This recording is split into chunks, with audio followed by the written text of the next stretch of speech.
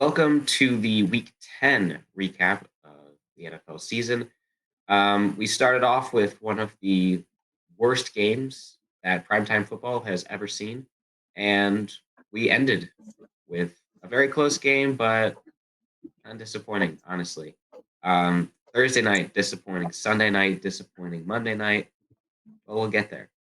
Welcome to the Week 10 recap of KNA.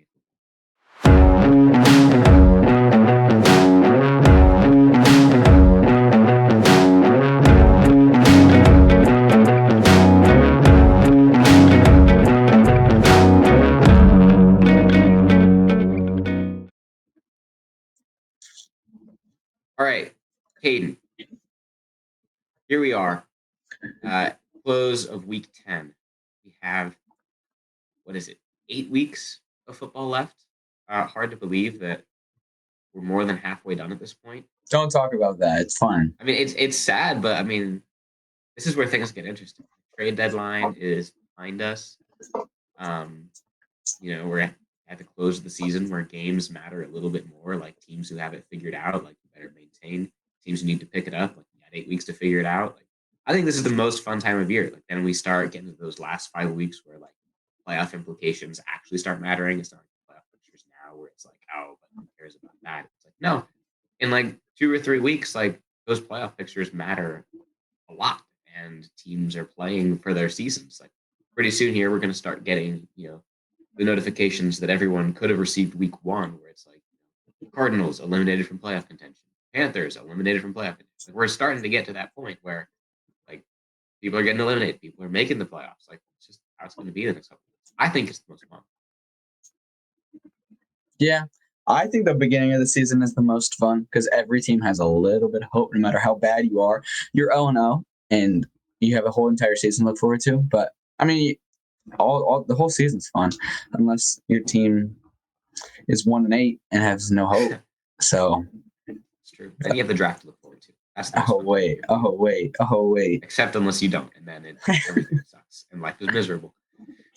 Speaking of miserable teams who can only look forward to the draft, one of these teams has a lot to look forward to in April, and the other one, I guess they just get to stay home and sit in their pajamas come April, and the rest of the year, honestly.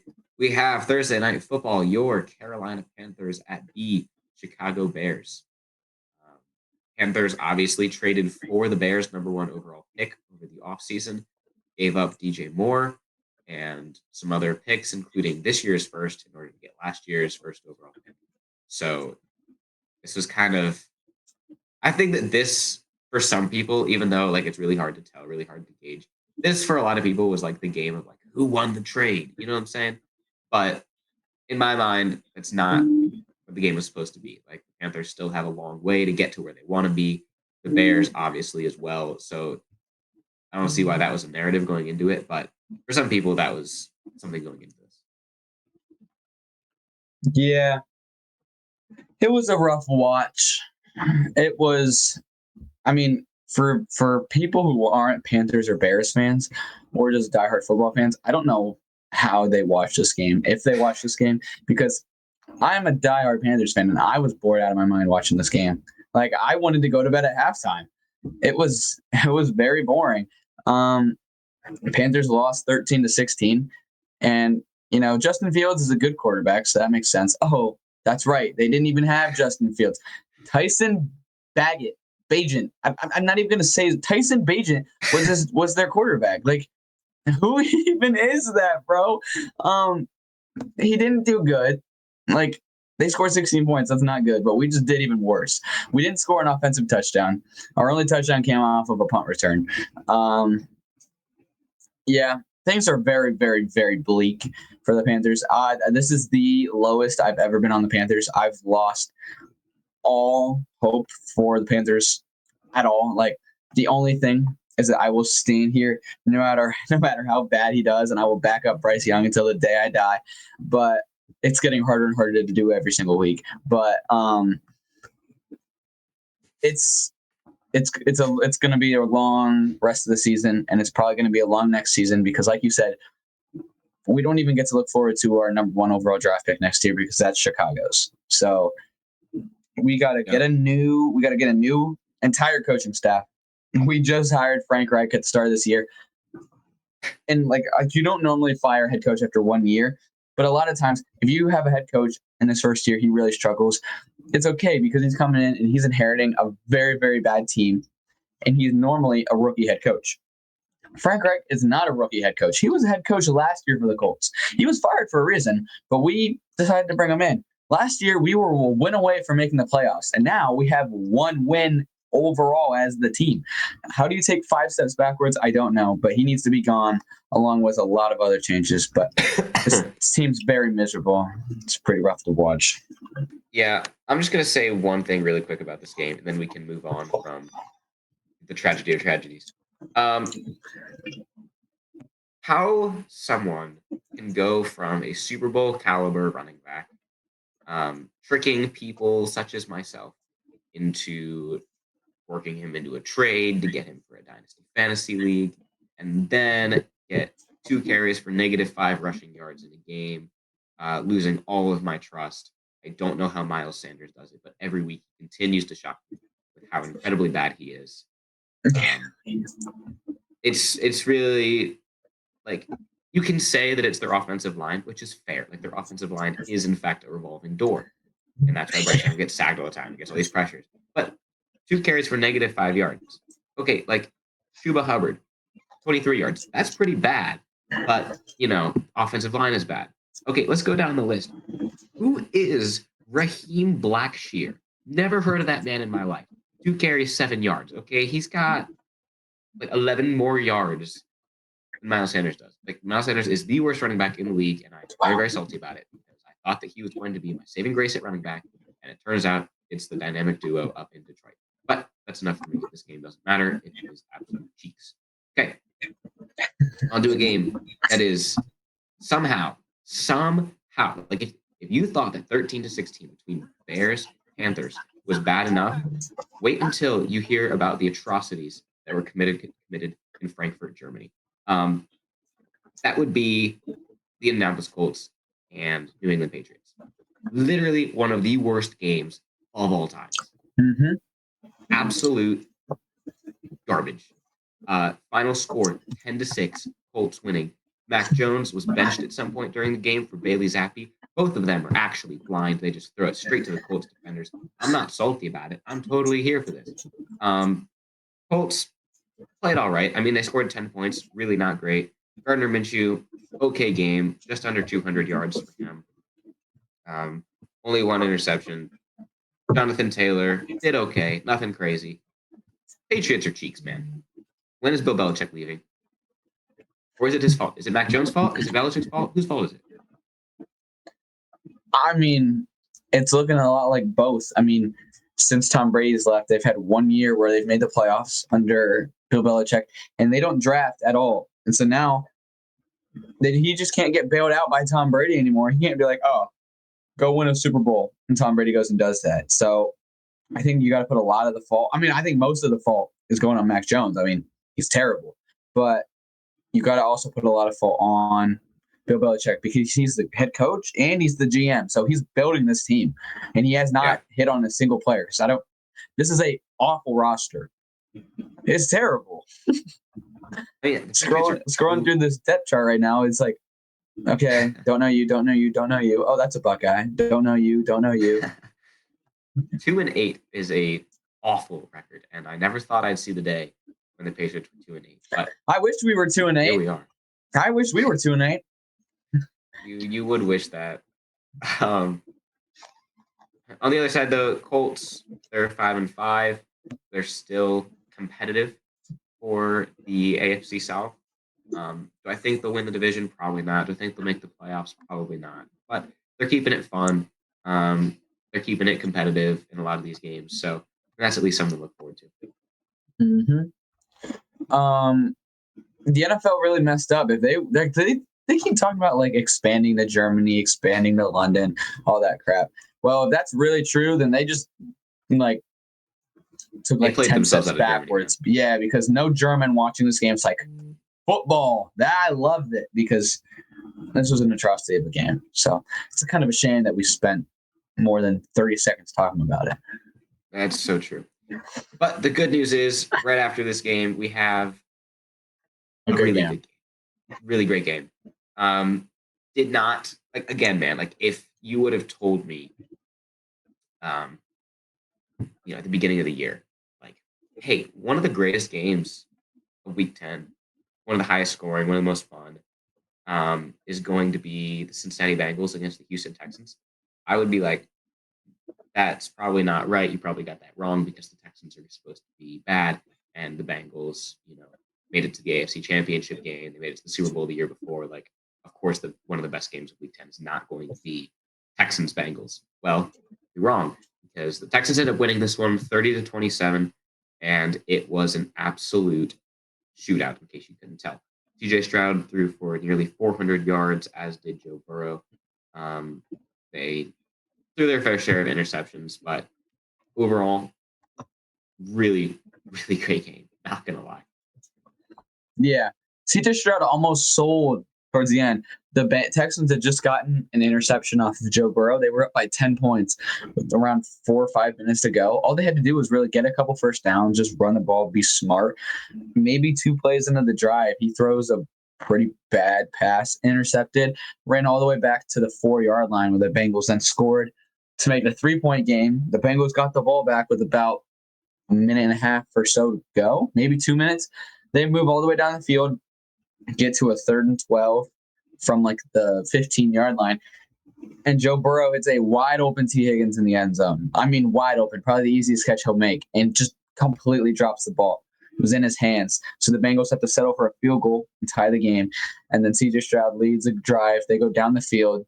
Dudes are breaking tackles, and they get down, kick a game-winning field goal. So Joe Burrow threw 2 picks in this game, and back-to-back 2 drives. They were both in the red zone too. So big mistakes from Joe Burrow, but yeah, it was a very entertaining game. I hope that both of these teams can make the playoffs, because like seeing this in the playoffs would be very entertaining. Yeah, Texans act like right now. Bengals are out of the playoffs. If the season were to end today, Bengals are the 8th seed and Texans are the 7th seed. Obviously, having that tiebreaker, they have the same record, but Texans have that tiebreaker to put them in. So that's something to watch for. We're getting close here. Texans are only, I want to say, 1 game behind the Jaguars, maybe less than that. So they're right there with them. They could actually win the AFC South, which is a lot of fun. And even if they don't, they have a good enough record to maybe squeeze into the playoffs as a wild card team. Yeah. But really quickly, before we move on to the next game here, CJ Stroud is 2nd in passing yards. All he has to do is not mess up completely, and Offensive Rookie of the Year is his. People are going as far as to say MVP. Is he MVP caliber? Probably not. Okay, no. Has a rookie ever won MVP? Don't think so. No, that's no. That is no rookie not won allowed. MVP. No, It's not going to happen. But the fact that that's a conversation that's even being had means that he's almost on lock for getting at least Offensive Rookie of the Year. Yeah. Unfortunately. Right, next game here. Yeah, unfortunately. Poor game. Next game here, we have the Packers falling to 3-6 to the Pittsburgh Steelers, improving somehow to 6-3. Pittsburgh Steelers triumph over the Packers 23-19. And much to the chagrin of Kenny Pickett, Matt Canada, and Mike Tomlin, they keep winning. I know it's really tough. They do their best to lose every week, but their defense says, no, we're not losing. TJ Watt is too good to lose, so we're just going to win every single week, even though we are outscored. We have a negative point differential. Every team has more yards than us every game. Somehow, we're going to win games because Mike Tomlin is a little wizard. Mm-hmm. For the Packers, I love it. You've gone from Packers fans. I know a Packers fan, and he hates Jordan Love, and he's like saying he's gone as far. He's told me, I'm not a Packers fan anymore. At least for this season, I'm not watching any more Packers games. And I'm like, dude, You are 3-6. That is not the worst thing in the world. Yeah, it's not good, but you went from Brett Favre for how long winning games, and straight to Aaron Rodgers, Hall of Fame quarterback to Hall of Fame quarterback. You have one quarterback that's not a Hall of Famer, and you guys are ready to jump ship. I think Packers fans deserve it. I love it. And Jordan Love is horrible. It sucks because he's my fantasy quarterback. So watching him get to the red zone, and twice when he gets to the red zone, I turn to my dad and say, he's about to throw an interception here. And what does he do 2 plays later? Throws an interception. When I can call that twice, you're not a good quarterback. And it results in them losing the game. And like you said, I don't know how the Steelers do it, but they manage to squeak away from these weird, I don't know how you're winning these games. I mean, Packers aren't a good team, but they didn't like the Steelers weren't like, wow, look at the Steelers. Like it was a game and it was like, oh, how in the world did the Steelers end up winning? But I will say the Steelers finally did the right thing. Jaylen Warren in this game had 15 carries for 101 yards and a touchdown. That's very, very solid. Today they named him RB1 for the rest of the season, which is great for the Steelers because he's miles better than Najee Harris, and it's great for my fantasy team as well because I have him. So good job, Steelers. Absolutely. I mean, not a good job. I'm really salty that you guys keep winning, but it is what it is. All right. Moving on here to, like everyone could have predicted this one. Tampa Bay Buccaneers beat the Tennessee Titans 20-6. Will Levis, not the worst game in the world, only put up 6 points. Yes, so it's not great. I want to say, where's all the Will Levis lovers who, after 1 week when he was playing a pretty bad Falcons defense and just lobbed it up to D-Hop every play, where's all those people saying that Will Levis is like the greatest quarterback ever? If you can't tell, probably until the end of time, I'm going to be hating on this entire rookie class.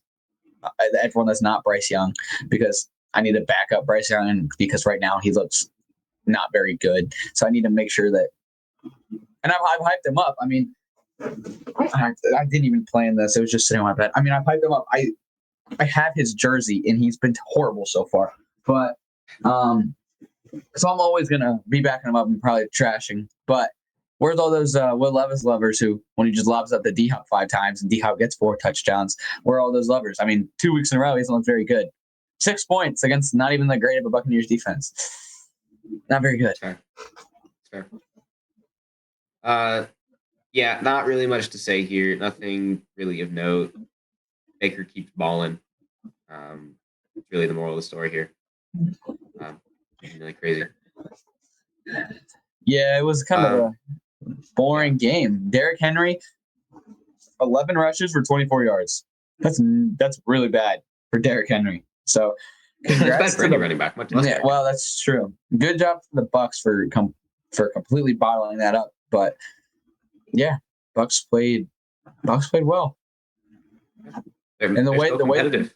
The NFC way they're South playing is still competitive. Yeah, that's what I was gonna say. The NFC South is so bad.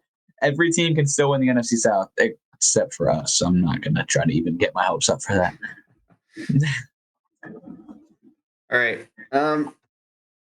Next we have a game. You got this one. I'm gonna just sit back.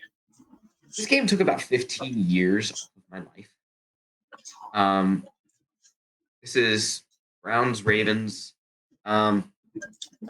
The number 1 defense against the number 2 defense. So everyone picking this game was like they're predicting a score, like they're predicting something like maximum 20 points. That's pretty much where we're capping out here. We have 2 great defenses playing each other. Like we're not gonna get a lot of points here. I did not think that we were gonna win this game. Did not think the Browns were gonna win at all. I mean, it's the Ravens. The Ravens are like one of the most complete teams in football. Like we argued last week, they're probably the best team right now. And you know, in the first half, started off rough on the first drive. Ravens defense makes a great play, tips the ball. There are tips, so Watson pass that ends up being the pick 6. So you know, not Watson's fault. Everyone will try to say like, "Oh, Watson threw another pick 6." Like, no, it's a good play by the defense. End up walking that in to start off the game strong, 7-0. End up starting off, I think they were 14-0 at one point, Ravens were. And then we just very slowly climbed our way back. Watson really struggled in the first half. I think at one point he was like 1 for 13. It was No. really bad. Our run game was great. Like, honestly, that's like the highlight of this team, other than the defense. And then in the second half, we just put something together, man. I'll tell you what. Watson ended up going after that. He went like 13 for 13. Wasn't missing anything. Our defense was playing out of their minds. At the start of the fourth quarter, we were down. What were we down? Down like 17, 31, something like that.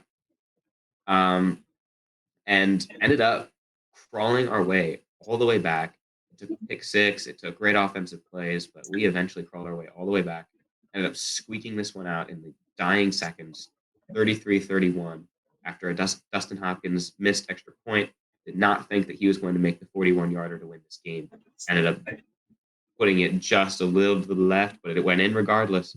That play alone took 5 years off my life, and we ended up winning this game. It was, I mean, it was a masterclass. Jim Schwartz needs a shrine in Cleveland. If Deshaun Watson can play the way he did in the second half the rest of the year, we are absolutely golden. Will he? I don't know. Hopefully he does. And our run game just needs to keep doing what they're doing. I mean, right now, life is good as a Browns fan. I'll tell you what. Do I wish we had more wins? Sure, but come on, we just beat the Ravens. Just happy, man. It was a happy day on Sunday. I will say, I mean, I know last week we said like we're going to start to try to record every single Tuesday, which, hey, this is back-to-back weeks. We've recorded, so go us.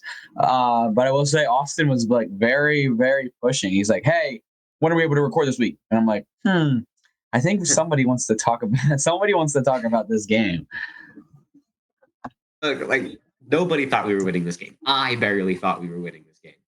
I didn't think we were winning. I almost didn't watch the game because I didn't think we were going to win, especially after we went down 14-0. Come on, we're not winning that. But 33-31, beating the Ravens. We beat the 49ers when they were at their peak. The Ravens when they were at their peak. I don't know. We could beat anyone. We could beat anyone in this league, man. Well, speaking of the 49ers, they might be back on their peak because they played the Jags, who a lot of people are talking about and have been really, really good this year, and they owned them. 34-3 in Jacksonville. Deebo Samuel and Trent Williams were both back for this game. They were both gone for their 3-game losing streak. So maybe the difference is Deebo and Trent Williams because the 49ers looked good. Purdy threw for 296 yards, throwing his little dump offs, which we can talk about that, which we do. Kittle, 3 catches, 116 yards, and a touchdown. He had a crazy game. I mean, like 60 of them came off of one play. That's still very good. The big story of this game is there's 2. One was Chase Young's first game as a 49er, and he already has a strip sack. So that is very scary. And their defensive line is literally Nick Bosa, Chase Young, Javon Hargrave, somebody else I'm forgetting who's very good. Like they have such a good defensive line, and like you can't double team Nick Bosa because then Chase Young's going to run free. You can't double team Chase Young because then Nick Bosa is going to run free. You can't double team both of them because then the entire middle is going to run free. Like there's no stopping them, and they're complete. You have to choose. Do you want to get attacked from the front, middle, from the front, from the left, or the right? Like which one do you want to get hit by? Because one of them is getting to you. Yeah, it's pretty sad. But then the other storyline in this game is, unfortunately, Christian McCaffrey did not score a touchdown in this game, breaking his 17-game touchdown streak. He had tied it. All he had to do was score one more touchdown to break the record. And I don't know if you saw, but at the end of the game, they pulled every single starter, but they kept him in the game. And they were at the goal line in 3 straight plays. They gave it to McCaffrey, along with all the backups plus McCaffrey. I mean, it was easy for the defense because everyone in the stadium knew that it was going to McCaffrey. I mean, it's the only reason he's in. But so they just stopped him 3 times, and McCaffrey didn't score, so he didn't break the record. And after the game, McCaffrey went on the media and said that he sucks, which is I mean, he wasn't like actually like upset. No, He was obviously, joking. he He was knows he doesn't messing. suck. Like, He's like one of the best players in the league. But I thought it was funny. yeah, he was joking. He was having fun with it. Like, we all know that like Christian McCaffrey is probably one of the best players in the league right now. Definitely the best running back. And I mean, tying the record for games with a touchdown is nothing to sneeze at. Mm-hmm. Yeah, that was a blowout though. That was a bad game. New Orleans Saints, Minnesota Vikings. Josh Dobbs.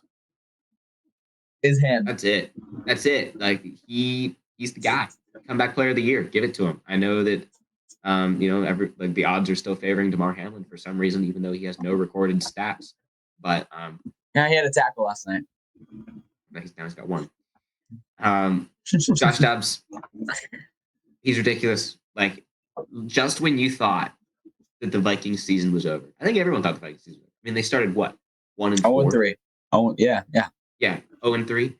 Everyone's like, man, Vikings fell off. Now they're in the playoff picture, sitting at 6-4.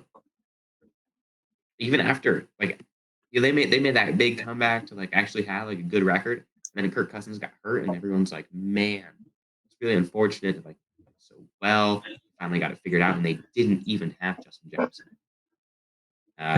Dude, I didn't even think about that part. They don't have Jefferson right now. Oh my god! They don't have Jefferson right now. They don't have Jefferson. They somehow managed to make it all the way back to where they are now. Josh Dobbs is absolutely balling. And imagine, like, if I were Justin Jefferson, like, if Kirk got hurt, you bring in some guy like I don't know, like Carson Wentz. Like, I'm not playing. I'm not risking injury. Like, you're already not winning any awards. You're already not like breaking any records. Like, save yourself. Like, you're young. You have some good years in you left. Don't go waste it. Don't go waste a year on some trash quarterback. But right now, I'm coming back. Josh Dobbs is slinging the ball like he owns the place, man. Even though he couldn't find the locker room before the game because this is his first home game, like he was slinging around the ball like he owned the place. That's for sure. Yeah. Josh Dobbs is running around in the pocket. He's making plays with his legs. He's throwing for 268 yards. He's running for touchdowns. He's playing so good, dude. And he's a free agent after the season. So I'm really hoping that he'll become a starter somewhere next season because he's playing so good. He deserves every bit of it. Oh, yeah. He absolutely deserves it. On the other side of it, the Saints were bad for like 3 quarters. And then Derek Carr goes down. They bring in Jameis, and Jameis proceeds to put up 19 points, and they had a chance at the end for a Hail Mary. I mean, hey, Derek Carr is not very good. And I mean, I know Jameis played for like a quarter and a half. He threw 2 touchdowns and 2 picks. That is just the most Jameis thing ever. In like a quarter and a half. It's so Jameis. Jameis is inevitable. Like, Jameis Winston must play at least some quota of the season. Like, I don't know who sets the quota, but Jameis Winston has to play at least a couple games. I'll make the rules. I'm just seeing him. He's got to play. Every year he plays these touchdowns. It's pretty funny. All right. Moving on here. Have the Trash Bowl. Falcons and Cardinals. This is Kyler Murray's first game back since his injury last year. And he did pretty good.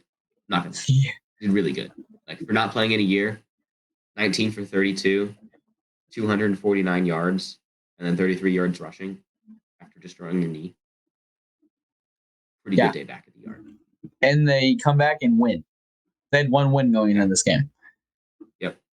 I mean, like, I think honestly what happened here is Kyler Murray, like, the entire time that he's been gone, he's seen all of the stuff about, like, Caleb Williams, you are an Arizona Cardinal.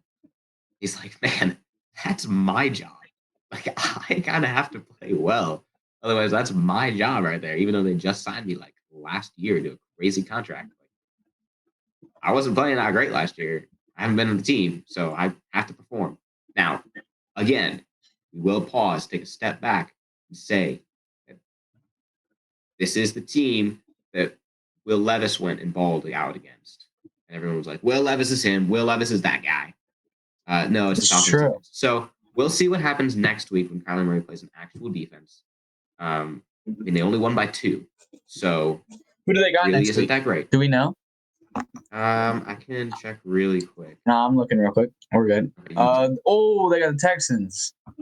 Okay, see, that might be a problem. Like if the Bengals can't win against the Texans, Yep. might be a little bit of a problem at first.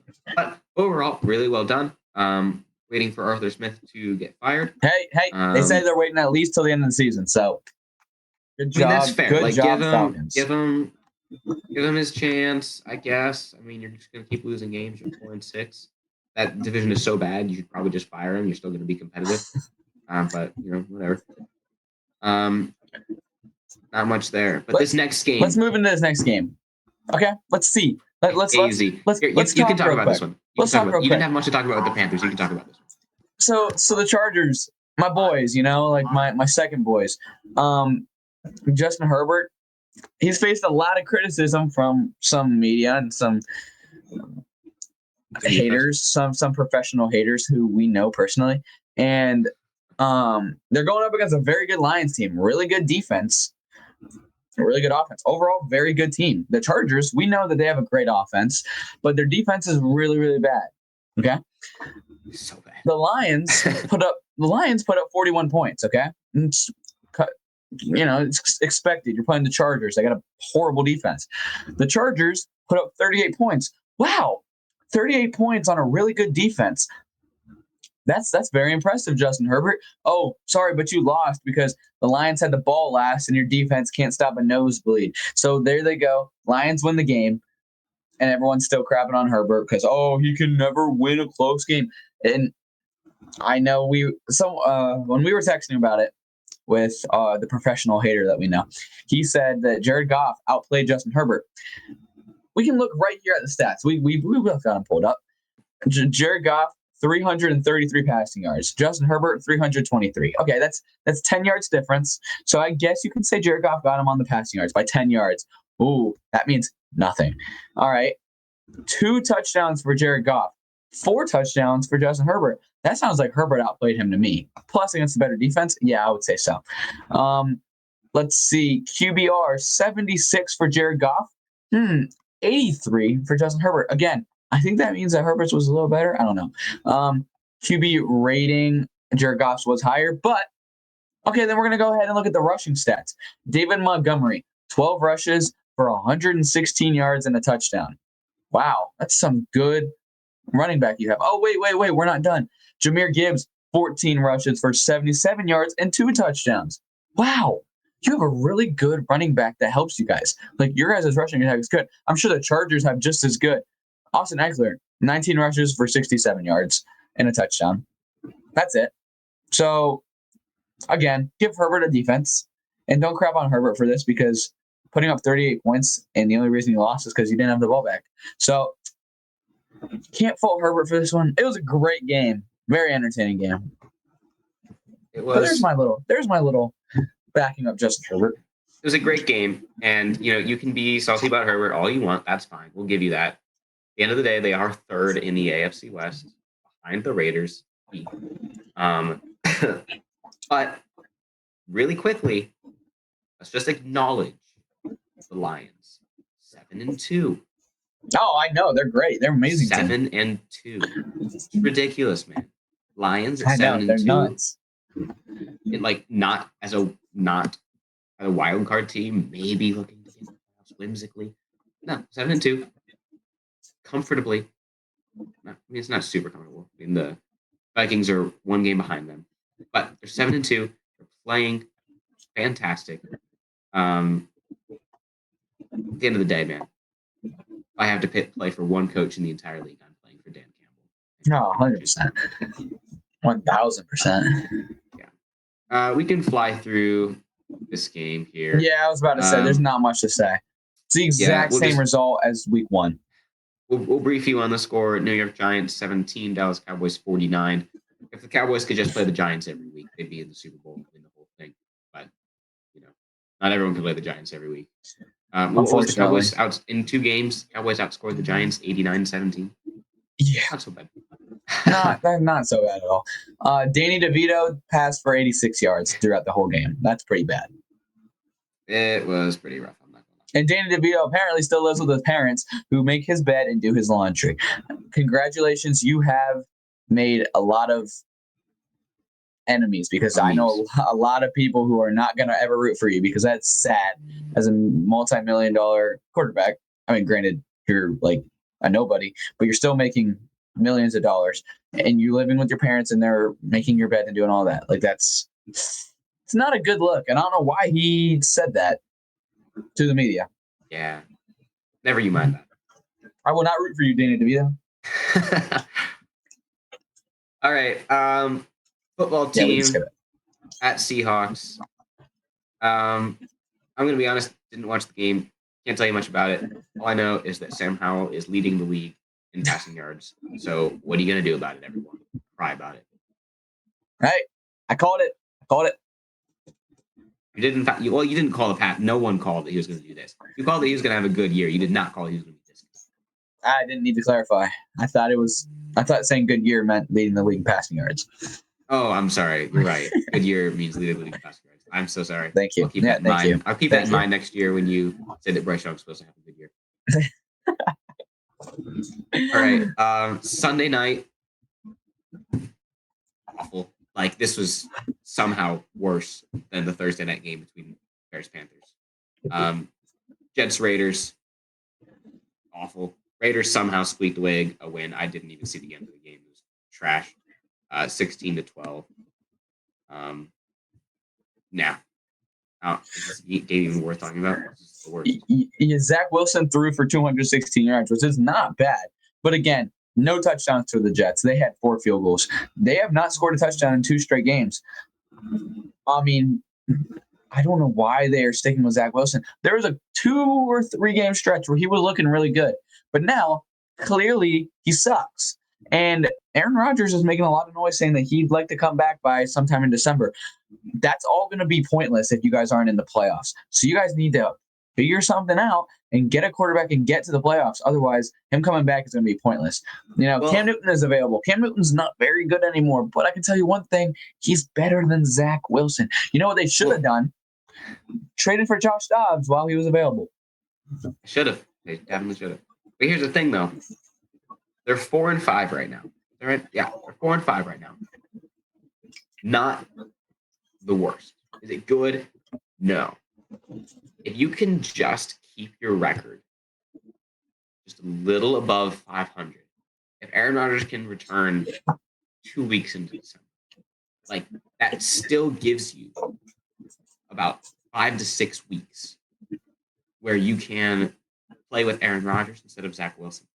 And then if you could win the majority of those games, you could probably squeak into one of the last wild card spots in the AFC.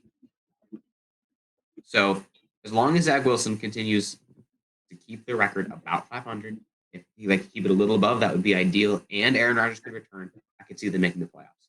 If it's just Zach Wilson and Aaron Rodgers doesn't return this year, probably not making the playoffs. Yeah. They definitely won't make the playoffs if it's just Zach Wilson. Yeah. All right. Last game. Last game of the week. We had the Denver Broncos against the Buffalo Bills. The Bills last week fell to 5-4, and everyone was upset, understandably. So they called a players-only meeting. Don't know what was said in the players-only meeting. Probably like, "Hey guys, we are cheeks right now," and nobody knows why. "Hey guys, if we wouldn't win, this is on us. On us, guys. Coach is right." That's what they said. They're probably like, "Hey guys, if we don't start winning games, Stephon Diggs is going to leave because he threatens to leave every single year. So if we don't somehow keep him around by winning, we're not winning any more football games from here on out." So they rally the troops. "Here we go, guys. We're going to win this game. against Broncos Country. They're not riding. And then Broncos Country rode. Broncos Country rode all over Buffalo Stadium.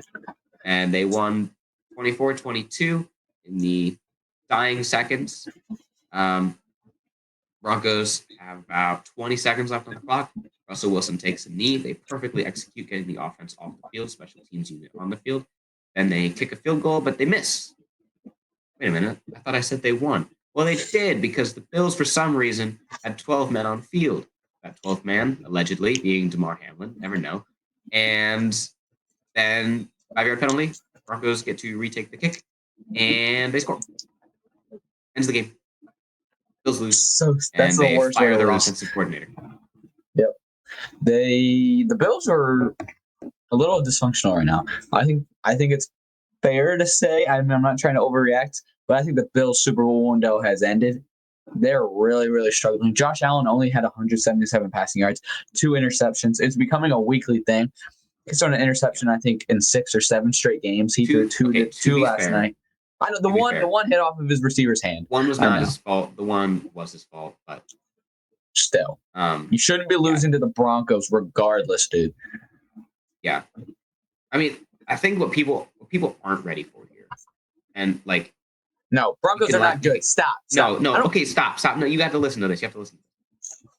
Like, we all love to hate on the Broncos because they were so bad last year, and everyone was like, they're so good, they're going to be the best, and then they're the worst. And they started off the year rough. And are they good? No, they're not good. They're still 4th in the AFC East. Okay, like, they're not good. What people aren't ready to hear is that Russell Wilson isn't as bad as he was. He ain't good. Russell Wilson last year had something like 12 touchdowns on the whole year. This year, we're halfway through, and he has 16. So he's on pace to finish the year with 32 touchdowns, which isn't awful by any means. So, like, Russell Wilson's been playing a lot better. He's been a lot more mobile. He's looking a lot more like the Russell Wilson we knew when he was in Seattle. So I don't know what changed. Maybe Sean Payton's finally getting a grip on the team, but they're kind of consistently winning games. They're not good. Their defense is still atrocious, but they're better than they were at the beginning of the year and better than they were last year for sure. Mm-hmm. Yeah, I mean, they beat the Chiefs and the Bills in back-to-back weeks. So that last year, you would say, wow, they are very good. Yeah. Buffalo, I think it's fair to say at this point that even though, like, in our minds, we're like, oh yeah, Buffalo, Kansas City, Bengals, like, yeah, those are the big 3 teams. It's fair to say that I think the Bills have kind of fallen out of favor with those big 3. That's totally fair to say that. But I think it's fair to say. Yeah. All right. Well, that's all the games for this week. You have anything else to add here, Kate? Not that I know of. I will say good job for the NFL because last week they had 3 of the most miserable primetime games. This week they have 2 really, really good ones. On Thursday, there's the Bengals and the Ravens, which is a huge game. And then Monday night is the Chiefs and Eagles.